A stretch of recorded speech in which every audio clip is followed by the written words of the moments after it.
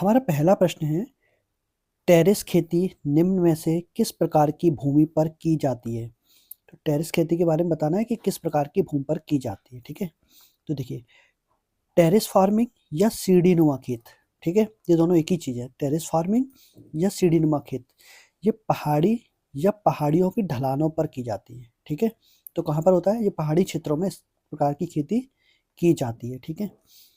पहाड़ियों की ढलानों को काटकर समतल क्षेत्रों की पंक्तियां बनाई जाती हैं। इन समतल क्षेत्रों को टेरेस कहा जाता है, ठीक है? इसीलिए इस खेती को क्या कहा जाता है? टेरेस खेती। क्योंकि जो समतल क्षेत्र बनाया जाता है उन समतल क्षेत्रों को ही टेरेस कहा जाता है, ठीक है?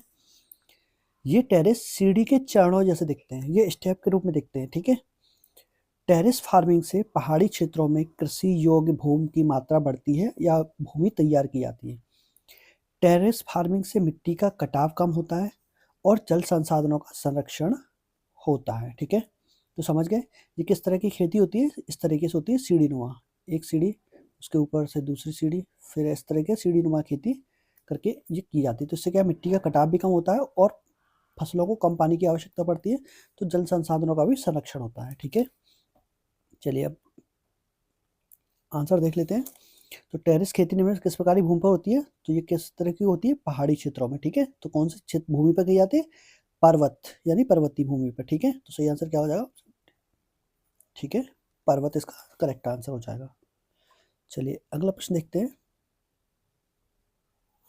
अगला प्रश्न है, निम्न में से कौन सा भारत का और विश्व का एकमात्र तैरता हुआ राष्ट्रीय उद्यान है?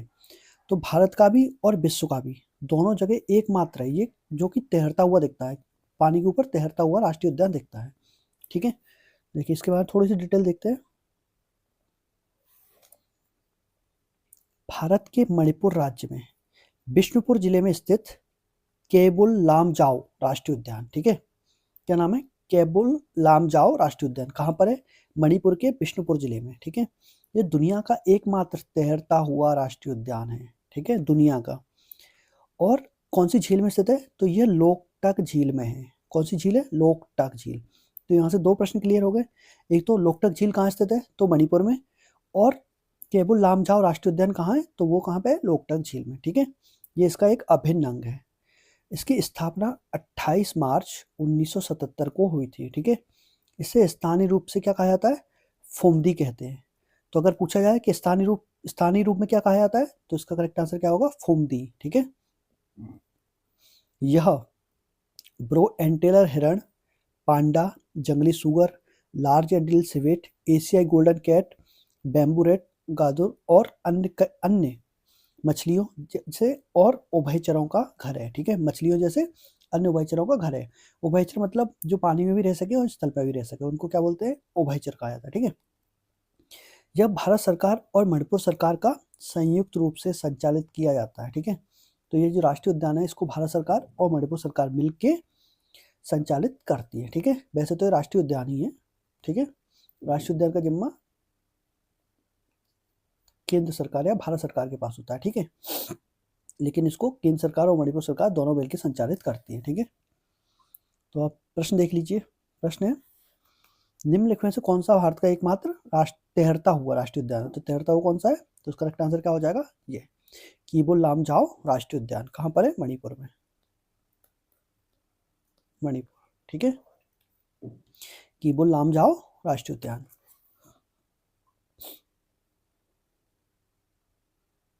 अगला प्रश्न देखते हैं। अगला प्रश्न है, निम्न में से कौन सी गैस प्राकृतिक रूप से फास्फोरस युक्त कार्बनिक पदार्थों के अवावयी क्षय के जरिए निर्मित होती है, ठीक है? देखिए, तो फास्फीन जो गैस है, फास्फीन, ये एक सबसे सरल फास्फोरस हाइड्रोक्साइड है, ठीक है? यह एक रंगहीन और अत्यंत विषैली गैस है, ठीक है? कुछ लोग सोचते हैं कि इसमें सड़ी हुई मछलियों जैसी गंध आती है और लहसुन जैसी गंध भी होती है, लेकिन ये क्या है, जो शुद्ध फास्फीन होता है वह वास्तव में गंधहीन होता है, इसकी कोई महक नहीं होती, ये इसमें मिलाया जाता है जिसकी वजह से इसकी ऐसी गंध आती है, ठीक है? एक अशुद्धता, ठीक है, कौन सा अशुद्धता? डाईफॉस्फीन इसकी दुर्गंध के लिए जिम्मेदार है, ठीक है? यह प्राकृतिक रूप से फास्फोरस युक्त कार्बनिक पदार्थों के अवायवीय क्षय के माध्यम से बनती है, ठीक है? कौन बनता है? तो फॉस्फीन। तो इसका करेक्ट आंसर क्या हो जाएगा? फॉस्फीन। चलिए, तो करेक्ट आंसर कौन सा हो जाएगा? Option 2, phosphine. ठीक है, ये कार्बनिक पदार्थ है, आबादी 6 से कौन सी बनती है? तो ये बनता है फॉस्फीन गैस। ठीक है, चलिए अगला देखते हैं। अगला प्रश्न है poverty and un-British rule in India के लेखक कौन है? ठीक है, ये बताना कि इस पुस्तक के लेखक कौन है। ठीक है, तो देखिए इस पुस्तक के लेखक कौन है? दादा भाई नौरोजी ने poverty and un-British rule in India पुस्तक लिखी थी। तो इसका करेक्ट आंसर क्या हो जाएगा? दादा भाई नौरोजी। चलिए थोड़ा और डिटेल देखते हैं इनके बारे में। दादा भाई नौरोजी लोकप्रिय रूप से भारत के ग्रैंड ओल्ड मैन के रूप में जाने जाते थे। तो अगर पूछा जाए प्रश्न कि भारत के ग्रैंड ओल्ड मैन किसको जाना जाता है, तो क्या हो जाएगा? दादा भाई नौरोजी। वे ब्रिटिश संसद के सदस्य बनने वाले पहले भारतीय थे। ठीक है, अगर ब्रिटिश संसद का कोई सदस्य बना था तो पहले कौन थे? दादा भाई नौरोजी। 1885 में नौरोजी बॉम्बे प्रेसिडेंट एसोसिएशन के उपाध्यक्ष बने। ठीक है, 1886, 1893 और 1906 में 3 बार कांग्रेस के अध्यक्ष रहे। ठीक है, दादा भाई नौरोजी की अन्य प्रमुख रचना है तो वो कौन सी थी? एक तो यही है पॉवर्टी इन इंडिया, दूसरी है the manners and customs of the Parsees, अगली है कंडीशन ऑफ इंडिया, फिर है admission of educate natives into the ICS। ठीक है, अगली है the wants and means of India. तो ये इनकी प्रमुख पुस्तकें थी। ठीक है, तो पॉवर्टी एंड अनब्रिटिश रूल इसके पुस्तक के लेखक कौन है? तो कौन हो गए? दादा भाई नौरोजी। दादा भाई नौरोजी इसका करेक्ट आंसर हो गया। ठीक है, चलिए अगला प्रश्न देखते हैं।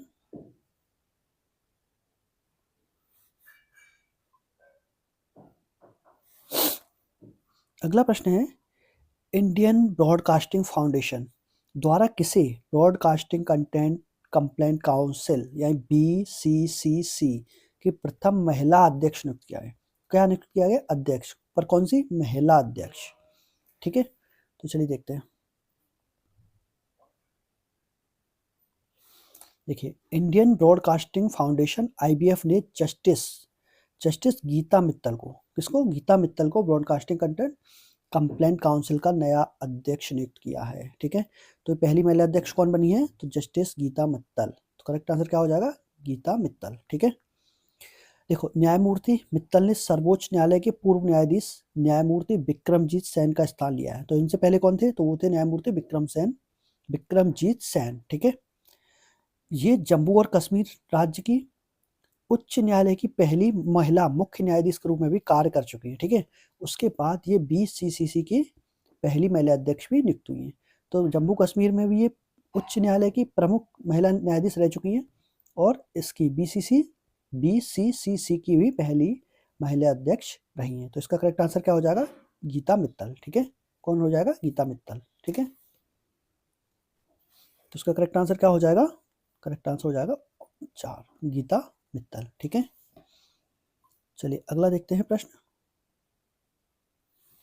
अगला प्रश्न है भारतीय संविधान के किस अनुच्छेद के अनुसार संसद को संविधान में संशोधन करने का अधिकार है? ठीक है, संविधान में संशोधन करने का अधिकार किसको है? ठीक है, तो देखिए किस अनुच्छेद के तहत है? ठीक है, क्या पूछा गया? किस अनुच्छेद के तहत है?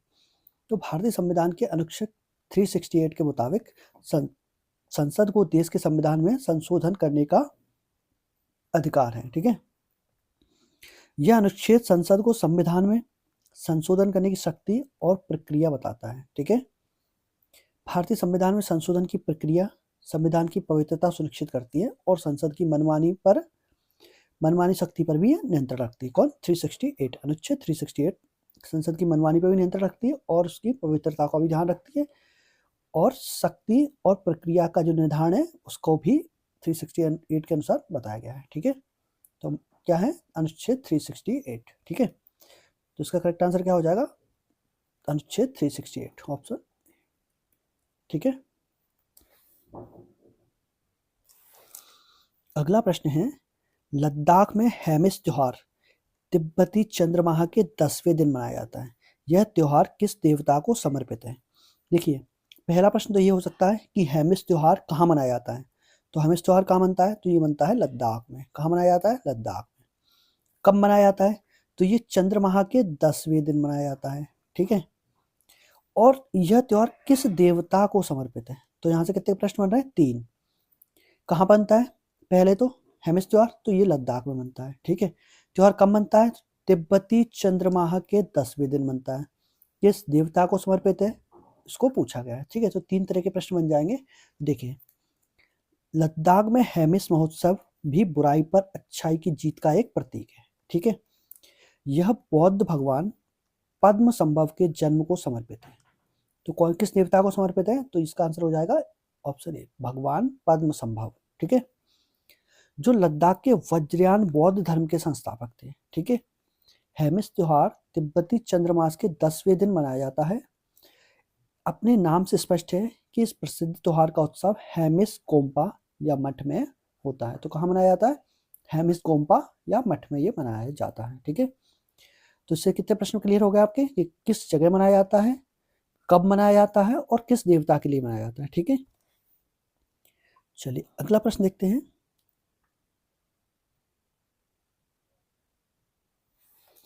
अगला प्रश्न है, भारत में पहला रॉकेट निम्न में से किस वर्ष लॉन्च किया गया था, ठीक है। तो किस वर्ष लॉन्च किया गया था ये बताना, ठीक है। चलिए देखिए, भारत में पहला रॉकेट 21 नवंबर 1963 को लॉन्च किया गया था, ठीक है।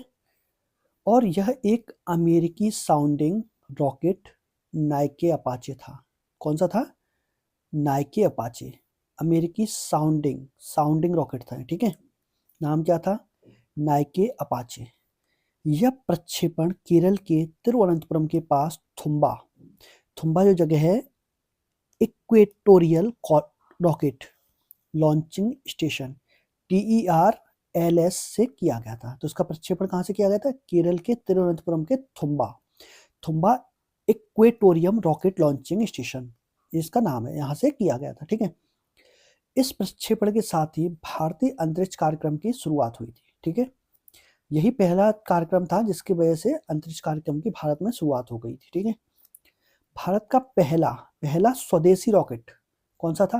तो वो था RH-75, ठीक है, जिसे 20 नवंबर 1967 को Thumba equatorial rocket launching station से ही लॉन्च किया गया था, ठीक है। तो इसको भी वहीं से किया गया था और जो पहला वाला था उसको भी इसी स्टेशन से लॉन्च किया गया था, ठीक है। तो ये कहाँ पे है?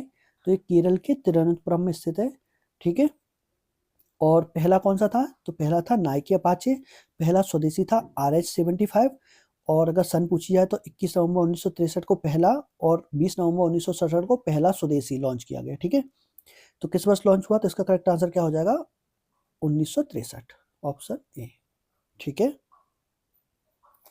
चलिए अगला प्रश्न देख लेते हैं।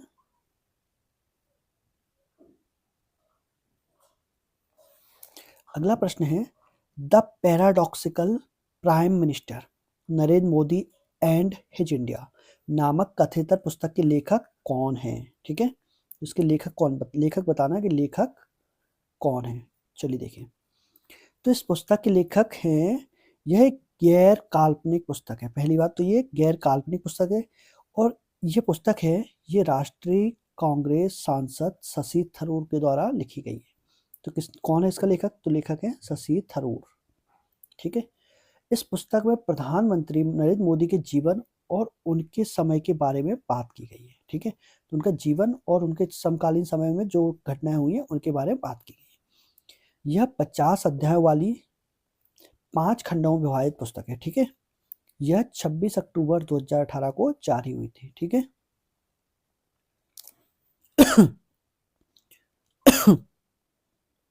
तो इसका करेक्ट आंसर क्या हो जाएगा? शशि थरूर, ठीक है।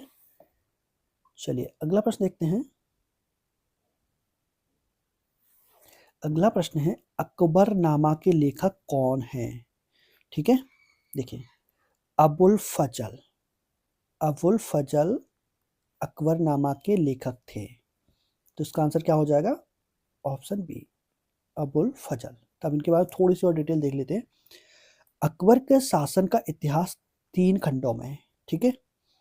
तीसरे खंड को ऐन अकबरी के रूप में जाना जाता है। ठीक है, जो अकबर के शासनकाल की प्रशासनिक रिपोर्ट है। अबुल फजल का एक अन्य महत्वपूर्ण कार्य रुकात था। क्या था? रुकात, जो अकबर और अन्य समकालीन राजकुमारों के पात्रों का संग्रह है। ठीक है, तो अकबर के जो समकालीन राजकुमार थे उनके पात्रों का भी संग्रह है। ठीक है, तो अकबरनामा के लेखक कौन है? अबुल फजल। तो ये थे आज के महत्वपूर्ण 10 प्रश्न। उम्मीद है प्रश्न आपको समझ आए होंगे और आप इनसे नोट्स बनाइए और पढ़िए। आने वाले पेपरों में इसी तरह के प्रश्न पूछे जाएंगे और इन्हीं से प्रश्न आएंगे, तो अच्छे से नोट्स बनाइए, पढ़िए। और अगर आप चैनल पर नए हैं आज, तो चैनल को सब्सक्राइब करना ना भूलें। आज के लिए बस इतना ही। जय हिंद, जय भारत, धन्यवाद।